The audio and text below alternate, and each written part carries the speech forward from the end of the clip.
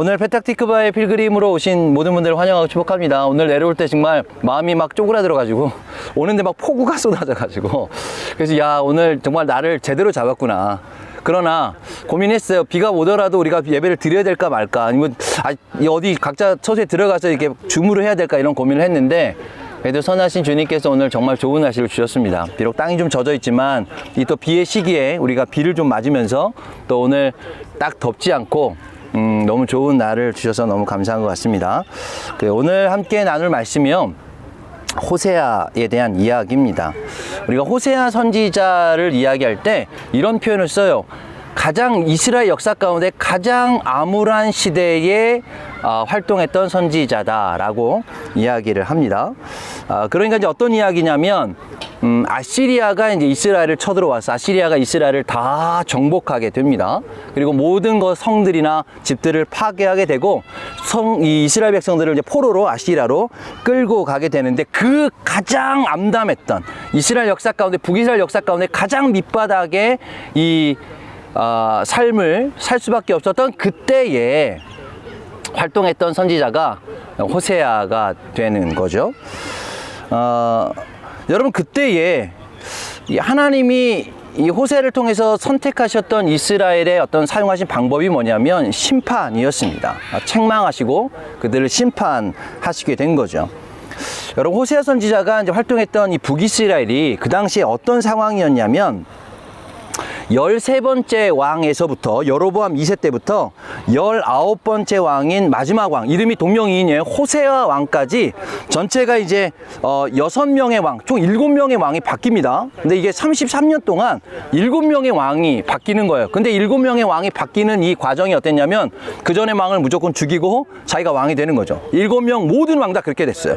그래서 그 당시에 이 시대적 상황을 좀 생각해 보세요. 왕이 이렇게 좀 의롭게 선택이 돼서 백성들이 기뻐하고 축복하고 왕으로 다스렸다가 또 죽으면 그 다음에 또 다른 왕이 생겨야 되는데, 무조건 정치가 워낙 불안전하니까 무조건 반란을 일으켜서 죽이고, 심지어 어떤 왕은 6개월을 다스렸고, 또 살라만 같은 경우는 1개월을 다스리다가 처참하게 죽임을 당했던, 이렇게 33년의 역사가 이렇게 계속 반복되었던 시대에 호세아는 북이스라엘의 선지자로 살고 있었던 거죠.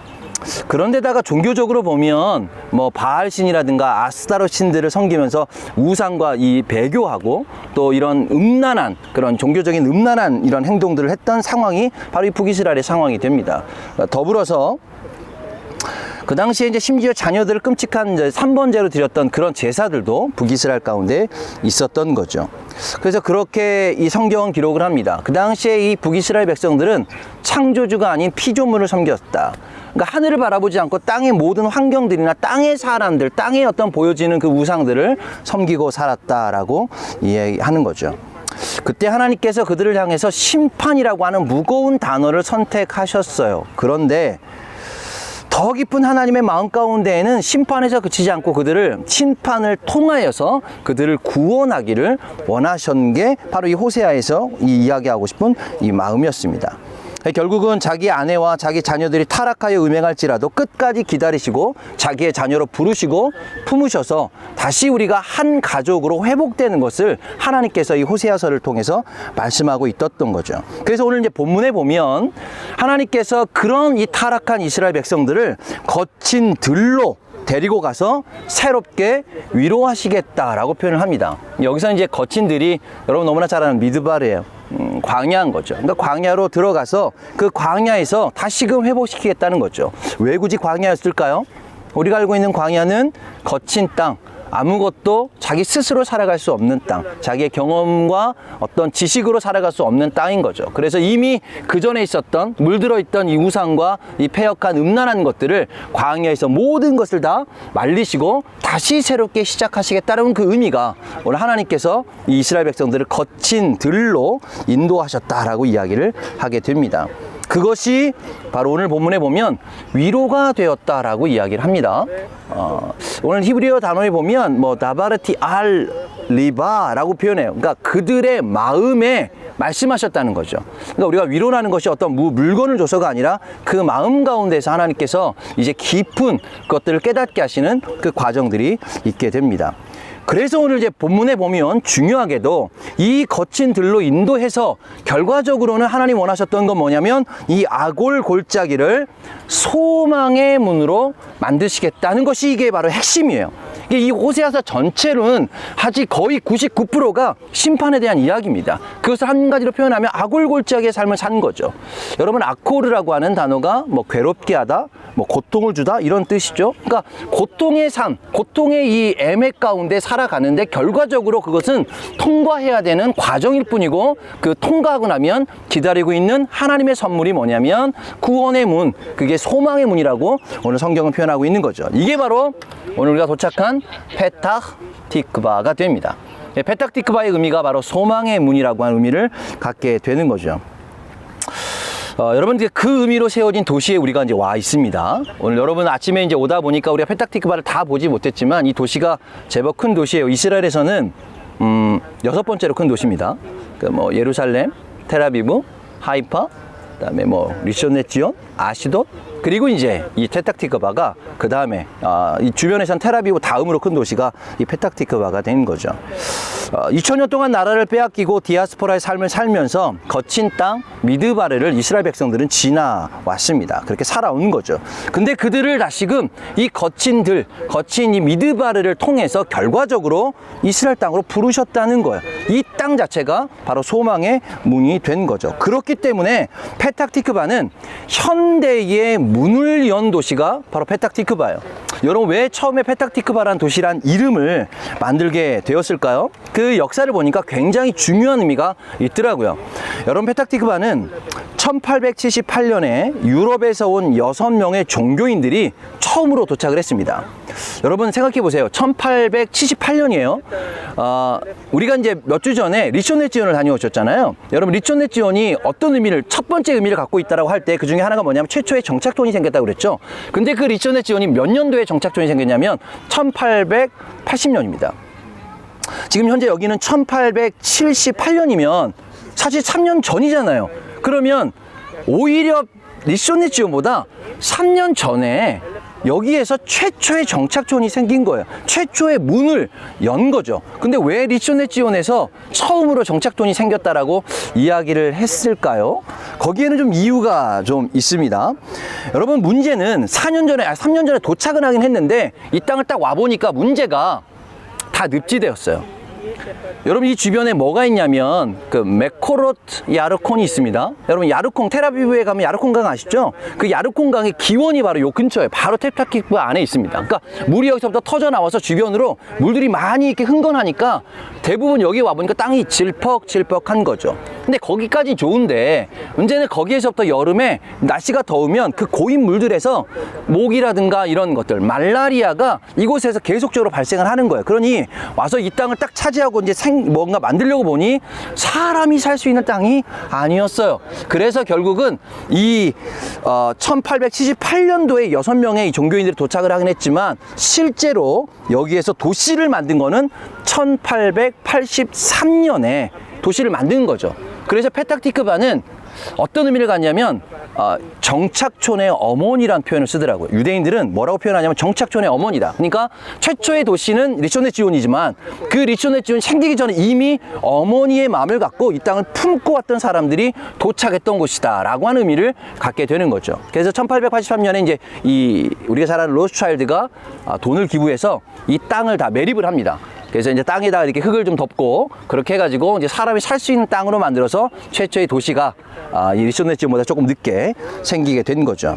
자, 그런데 여기에서 굉장히 중요한 역사적인 사실이 하나 있더라고요. 제가 이제 이 뭔가 글들을 좀 찾아보면서 이것을 유대인들이 좀 알고 있을까라는 생각을 좀 하는데요. 여러분, 이제 원래 이 유대인들이 이 땅에 와서 땅을 먼저 샀어요. 1887년에 샀는데 이 땅의 주인이 2명이 있었습니다. 근데 그 땅의 주인의 이름이 제가 좀 읽어드릴게요. 안토니 바샤라 타얀이라고 하는 사람이고 또 한 명이 셀림 카사르라는 사람이에요. 이름을 들어보니 약간 아랍 사람 같죠? 왜냐면 그 당시가 이제 영국 위임 통치 이전에 여기 오스만 터키가 지금 이제 다스리고 있었던 시리아령으로 다스렸던 지역입니다. 그러다 보니까 이제 여기 있는 사람들은 대부분 다 무슬림들이었겠죠. 그리고 이제 아랍 사람들이 많았겠죠. 근데 이 두 사람의 특징이 뭐냐면 크리스찬이었어요. 그러니까 이스라엘 땅의 소유, 이 지금 현재 그 당시에 오스만 터키 시대에 땅의 소유권들은 대부분 다 아랍 사람들이 갖고 있었는데 당연히 무슬림들이 갖고 있었는데요. 이 땅만큼은 이 두 사람이 소유하고 있었는데 이 사람들이 크리스찬이었다는 역사적 기록이 있어요. 그러면 이제 크리스찬이었던 이 사람들에게 유대인들이 찾아온 거죠. 그리고 난 다음에 무엇을 나누었을까요? 지금 오늘 말씀의 비전을 나눴겠죠. 내가 이 땅을 사야 되는 이유가 있다. 나는 이 땅에 아골골짜기 같은 이 땅에 나는 소망의 문으로 페탁 티크바라고 하는 비전을 갖고 이 땅에 왔는데 너희가 이 땅을 좀 팔아라 이렇게 얘기를 했다는 거죠. 여러분 근데 그 당시에는요 오스만 터키 시대에는 유대인들에게 땅을 팔 수 없도록 법령이 만들어져 있었어요. 그러니 유대인들이 들어와도 땅을 살 수 없었던 거죠. 근데 이 땅을 살 수 있었던 두 가지 이유가 있었는데 첫 번째가 뭐였냐면 늪지대였다는 거죠. 그러니까 아랍 사람이 생각할 때, 오스만 터키에 생각할 때, 아, 이거 늪지대 무슨 사람이 살겠어. 이거 빵 팔아봐야 아무런 쓸모없는 땅이다라고 하는 의미로 그렇게 해서 그냥 신경을 안 쓴 거죠. 또 한 가지 의미는 뭐냐면 이들이 크리스찬이었다는 거죠. 만약 무슬림들이었다면 당연히 이 페탁티크바에 왔던 사람들에게 땅을 안 팔았을 거예요. 그런데 이 사람들이 땅을 팔았던 이유는 아마도 역사에 자세하게 기록되어 있지 않지만 이 사람들이 만났겠죠. 이 두 사람의 크리스찬과 이 6명의 이 리천네전에 이 지금 페탁티크 찾아왔던 이 유대인들이 만나서 아마 오늘 이 호세아서의 말씀 2장 14절 15절 말씀을 나누면서 내가 이 땅에 온 이유가 바로 여기에 있다. 유대인들, 너희가 생각하는 유대인들이 땅에 흩어져서 아골골짜기처럼 나라 없이 2000년 동안 살았다. 그런데 하나님이 우리한테 비전을 주셔서 이것이 우리의 소망의 문이 되어서 오늘 그 말씀 들고 가장 최초로 이 땅에 들어왔다는 거죠. 여러분 이거를 들었던 크리스찬들의 반응은 어땠을까요? 여러분 만약에 여러분들이 어느 날 정말 무슬림 지역 안에서 크리스찬으로 살아가는 이 상황 가운데 어느 날 유대인이 찾아와서 그런 비전을 나눴다면 이건 뭔가 하나님께서 말씀하신 거라고 느끼지 않았을까요? 그래서 그 당시에는 그렇게 쉽게 팔 수 있는 땅이 아니었음에도 불구하고 그들이 이 크리스찬의 마음으로, 예수님의 마음으로 그 땅을 그렇게 유대인들에게 팔게 되면서 이 땅에 바로 페탁티크바의 역사가 시작이 되게 됐습니다. 여러분 그전에는 한 번도 생각해 보지 못했던 유대인들의 존재와 그들의 귀환 그리고 희망의 발걸음을 크리스찬들이 본 거죠. 그리고 이제 실제 그 말씀이 구약의 말씀이 이 살아가고 있는 이 땅 가운데 현실적으로 실제로 일어난다라고 하는 비전을 아마 크리스찬들과 그 사람들이 함께 봤을 것입니다. 이것이 갖고 있는 이 페탁티크바에 갖고 있는 중요한 영적인 의미가 되는 것입니다. 여러분 이사야서 65장 10절 말씀에 보면 이 말씀 우리가 호드와 샤론 때 나누었던 말씀인데요. 제가 다시 한번 읽어드릴게요. 샤론은 양떼의 우리가 되겠고 아골골짜기는 소떼의 눕는 곳이 되어 나를 찾는 내 백성이 소유가 되려니와. 그래서 오늘 우리가 이제 호드와 샤론 갔을 때 이 샤론 땅이 어떤 땅이었냐면 목축지였다고 그랬잖아요. 양과 소가 이렇게 방목되었던 지역이라고 말씀드렸어요. 그런데 오늘 이 이사야 56장 말씀에 뭐라고 하냐면 샤론은 양떼의 우리가 되겠고 그 다음에 뭐라고 표현하냐면 아골골짜기는 소떼가 눕는 곳이 되어서 내 백성의 소유가 될 것이다. 샤론과 아골골짜기를 같이 표현하고 있습니다. 그래서 여러분 이것 때문에 원래 처음에 이 6명의 종교인들이 왔을 때요 페탁티크바를 어디에다 세우려고 그랬냐면 아골골짜기에 세우려고 그랬대요. 아골골짜기가 지금 여리고 맞은편에 있는 유대광야 안에 들어가 있잖아요. 사람들이 쉽게 갈 수 없는 곳인데 성경적으로 비전을 받은 게 아골골짜기가 페탁티크바가 된다는 거잖아요. 그러니까 어디다 세워야 됩니까? 아골골짜기에다 세워야 되는 거죠. 그래서 원래 이제 여리고 쪽에 가가지고 그 여리고 주변의 아랍 사람들한테 땅을 살려고 갔는데 그 땅을 안 팔았대요. 너희들 이 땅에 들어올 수 없다. 거부를 받았어요. 그러고 나서 보니까 유대인들이 그 다음에 이제 두 번째로 생각했던 것이 뭐냐면 그러면 어디였을까요? 샤론 땅이었겠죠. 왜냐하면 오늘 샤론과 더불어 아골골짜기를 이야기하고 있기 때문에 비전을 받았던 이 샤론 땅에 와서 특별히 이 땅에다가 바로 페탁티크바를 세우게 됩니다. 그렇다면 왜 하필이면 이 페탁티크바였을까? 그러니까 이 지금 늪지대가 있는 이곳에다가 왜 페탁티크바를 세웠을까요? 제가 묵상하기로는 호세아와 굉장히 관련이 있다는 생각이 들어요. 오늘 이 말씀이 바로 호세아서의 말씀이잖아요.